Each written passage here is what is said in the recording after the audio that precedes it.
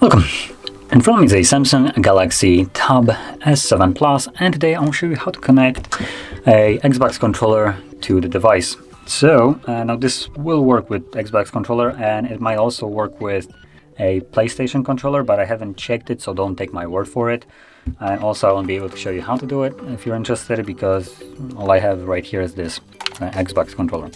So anyway, to get started, let's actually start off by opening up Bluetooth settings. So pull down a notification, find a Bluetooth toggle, which is this one right over here, and simply hold it. This will take us to the settings. From here we can also enable it and just keep it on, and that's it. And on the controller, obviously turn it on. And once it's blinking like this, trying to connect to whatever was the last device that I paired it with, completely disregard that. What you want to do is focus on this button right here at the top. You can see it right here, kind of sticking up. So what you want to do is simply hold it, and then as you will see, the blinking light will blink more frequently. And there we go. So that means that it's right now in the pairing mode. And all you need to do is simply wait for it to show up right over here. Now, if it's not showing up for a second, then simply tap on the scan button, which will refresh and scan again for accessible devices, which should pop up right now. Oh, there it is. Now, I did press the button, but honestly, I think it appeared before that, so yeah. So anyway, as you can see, there it is. All you need to do is tap on it. It will pop up with the pair option. There we go. So confirm that, and the light should change into, there we go, the steady light. So it's gonna stay on. And from here, you can basically use controller to navigate. As you will see, just kind of like try to show you that I'm not pressing anything apart from the controller. So this will go back. I do have option. As you can see, the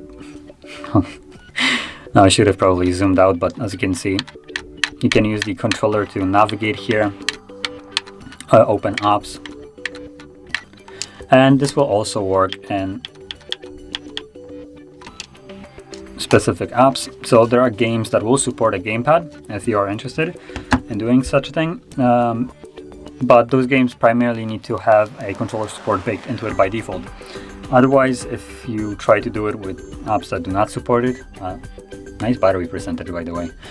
If you try to do it with applications or games that don't support it, you won't get the best experience. So number one, by default, it will not work. You could download things like Octopus, I believe it's called, which allows you to map the actual controller to a on-screen display. So basically, if you have some kind of like the virtual navigation, kind of like the joystick things that you just move around, you can literally map these things to act as a finger input on the screen.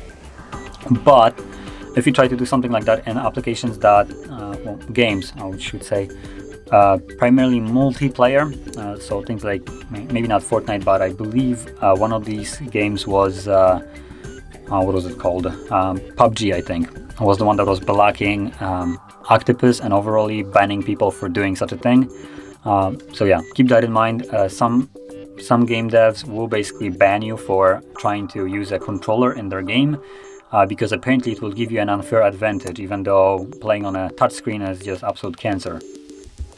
But anyway, this is how you could connect your controller and use it, and if the game supports it, then it is way better experience than just trying to fiddle with the touchscreen overall. So highly recommend it, and that is how you could pair it. So if you found this very helpful, don't forget to hit like, subscribe, and thanks for watching.